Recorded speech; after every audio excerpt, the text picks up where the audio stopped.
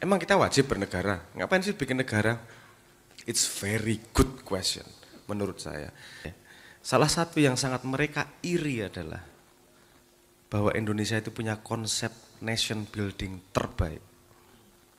Kita merasa satu dengan Pancasila, dengan merah putih, itu nasionalisme kita tuh diirini oleh Malaysia, diirini oleh Singapura, bahkan Singapura. Loh lihat nih, Indonesia itu membela merah putihnya itu. Gue sampai kaya ngono ya, kentir arek-arek iku. Bismillahirrahmanirrahim. Assalamualaikum warahmatullahi wabarakatuh.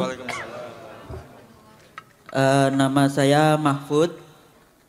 Kalau di ilmu pemerintahan itu kan biasanya kita kenal dua sistem bentuk negara modern. Ada yang namanya unitari atau kesatuan dan juga federal atau serikat. Nah, kita tahu dari 1928 itu kebangsaan kita itu dibentuk oleh jong-jong itu ya. Ya ada jong Java, ada jong Ambon, ada jong apa. Nah, kan menjadi lucu misalnya Indonesia HUT ke 79. Tapi Jogja HUT ke berapa ini tahun ini?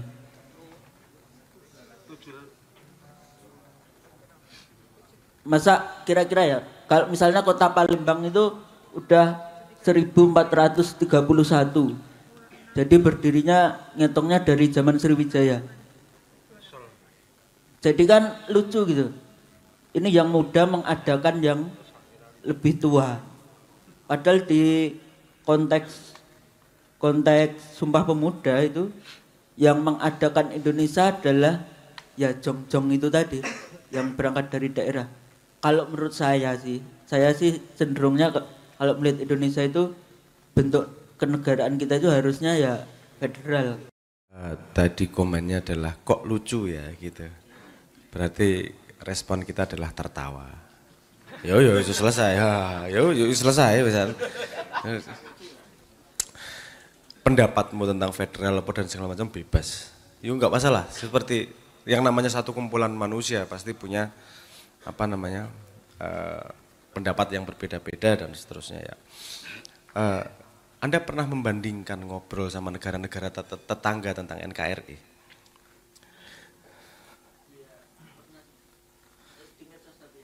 Oke.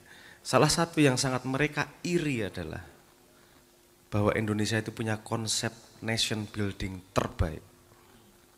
Kita merasa satu dengan Pancasila, dengan merah putih, itu nasionalisme kita tuh diirini oleh Malaysia, diirini oleh Singapura, bahkan Singapura. Mereka kemarin Indonesia cemas kayak kelingan patup. Celana masuk silit jadi nak cemas.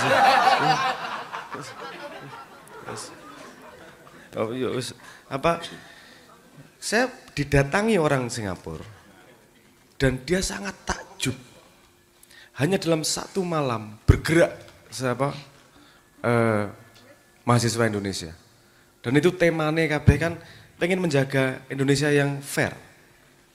Dia bilang ini di Singapura kita teriak-teriak di sosmed ngumpulin orang 100 demo aja nggak mau pasti. Susah banget ini. Dia yang ngomong seperti itu. Jadi memang gini. Kenapa sih kita harus bikin negara sebelum ngomong mau federal atau kesatuan? Ngapain sih harus bikin negara? Ini kan wong gala-gala gawe-gawe dewi. Gusti Allah tidak menciptakan negara juga kok. Bikin garis-garis sendiri, kalau dilewatin perang-perang sendiri, garis imajiner. Kan kurang-kurang gawean nih biasanya. Kenapa sih? Sisan sing fundamental pertanyaannya. Kenapa bikin negara? Artinya kan kita gini. Saya pernah mendapat pertanyaan itu. Itu pertanyaan sangat menarik itu di Kenduri Cinta. Emang kita wajib bernegara? Ngapain sih bikin negara? It's very good question menurut saya.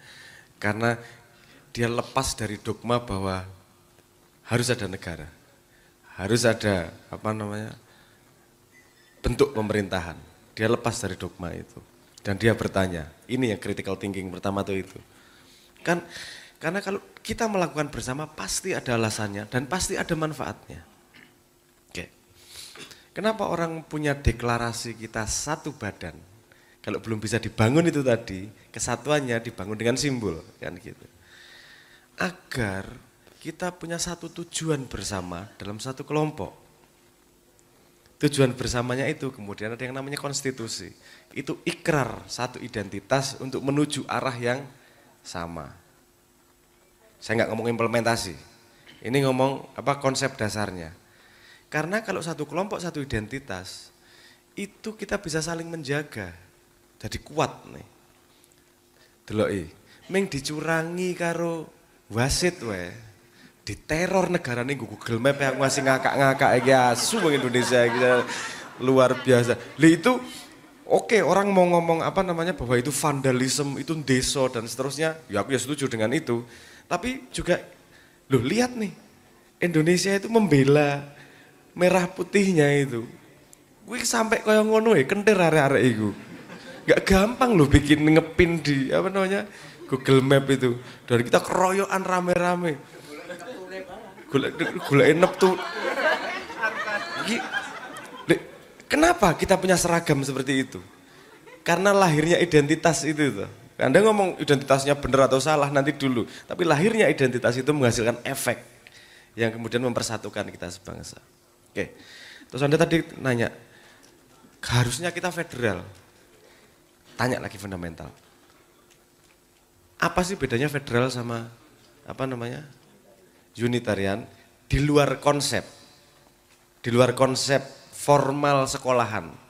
Oke, sekarang kita berangkat beneran nih di dunia nyata. Nek federal ngopo? Nek bersatu ngopo? Hah? Nek federal digenjot. Orang ngomong gitu. Intinya kita kan sudah mendekat gini. Indonesia ngomong unitarian fully juga enggak. Tidak semudah gini.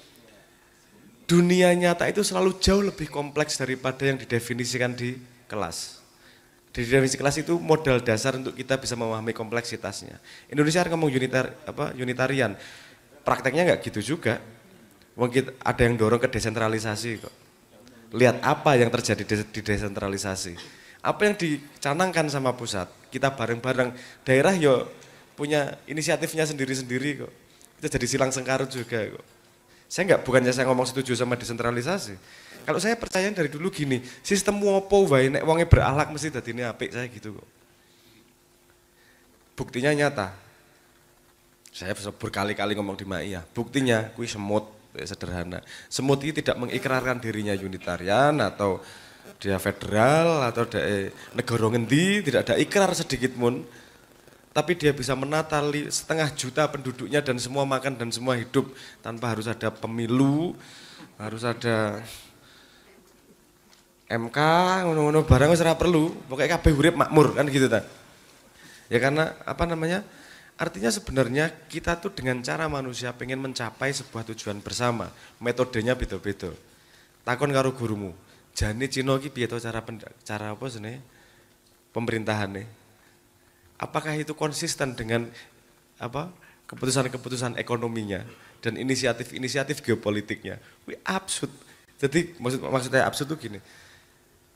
Dunia tidak sehitam putih yang dituliskan oleh teori. Tapi teori sangat berguna agar kita punya baseline. Kita punya garis dasar. Oh, ngene loh teori ini. Seperti warna. Warna itu Anda bisa nyebut berapa warna? Magiku Hibiniu misalnya gitu ya, ada 7. Tapi sebenarnya warna ada berapa? Banyak dan kita tidak bisa mendefinisikan semua, tergantung berapa. 16 million kali, 16 juta tinggal tergantung berapa resolusinya. Itu warnanya itu sangat banyak, tapi kita cuma bisa mendefinisikan beberapa. Sehingga kita bisa ngomong, ungu rodok kekuningan lah. Karena yang dibutuhkan adalah maksudnya, kan gitu. Nah gitu juga dengan kenyataan di dunia, pemerintahan juga kayak gitu. Pemerintahan cara menata manusia itu ono rodok birune, rodok ono. Kenapa dia tidak bisa clear cut, tidak bisa iki ijo, iki abang, iki biru. Karena setiap kelompok manusia punya konteksnya sendiri, punya sejarahnya sendiri. Kita punya masa lalu sendiri, sehingga yang cocok buat kita nih apa sih? Bahkan kita nih nggak bangun original juga kok, kita juga ngadopsi kok. Menurut Anda kita unitarian? Betul, demokrasi? Menurut kita, menurutmu? Apa terusan? Kalau bahasa akademisnya mungkin lebih kayak oligarki gitu. Jadi Oligarki sama demokrasi beda. Oligarki adalah sebuah kelas kan gitu kan? iya makanya Oke, demokrasi, tapi apa?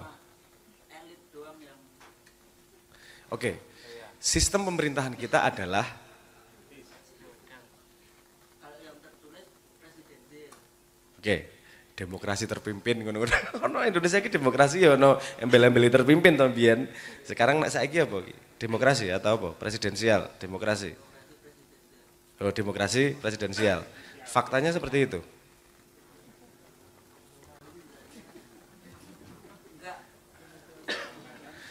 Oke, gimana kita bisa mendapat apa fakta? Kita ngelihat sejauh apa sedikit ke belakang, lihat efeknya kan gitu. Demokrasi itu orang banyak, outputnya biasanya adalah meritokratis.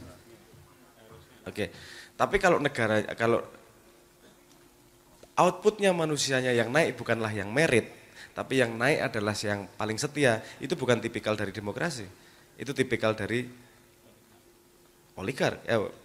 Aku bukan oligark. Apa itu tipikal dari otoritarian. Siapa yang naik? Yang paling setia. Sing iso ndilat. Itu yang justru dia yang naik. Kompeten ra kompeten ra penting. Tergantung rajane kan gitu. Gue wis bocor kok. Ada tahu istilah namanya Freudian slip? Freudian slip. Tahu istilah itu? Freudian slip itu jadi ada sebuah kita ngomong something yang nggak sengaja sebenarnya membuka sesuatu yang sebenarnya gitu loh. Kemarin kalau sampai keluar istilah Raja Jawa itu Freudian slip dari apa namanya konteks berpikir kita. Sebenarnya kita mikirnya sih rojo, walaupun ngakunya adalah demokrasi kan gitu. Tapi gini. Pertanyaannya, Anda mau ngukrek-ngukrek itu semua, or do something? Kan gitu. Iki sing tok goleki apa? Nek tok goleki ketawa kita sudah selesai dari tadi. Kita tertawakan, oke kita lucu, oke dah lucu. What next? Pertanyaannya ke Anda.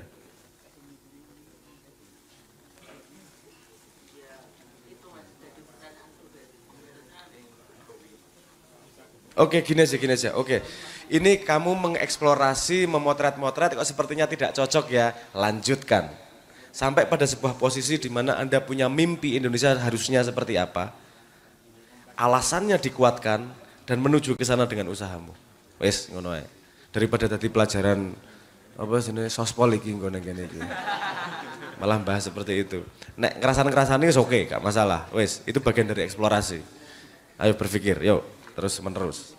Wes gitu ya, daripada kedawa-dawa arahnya nanti malah bingung saya. Matur nuwun.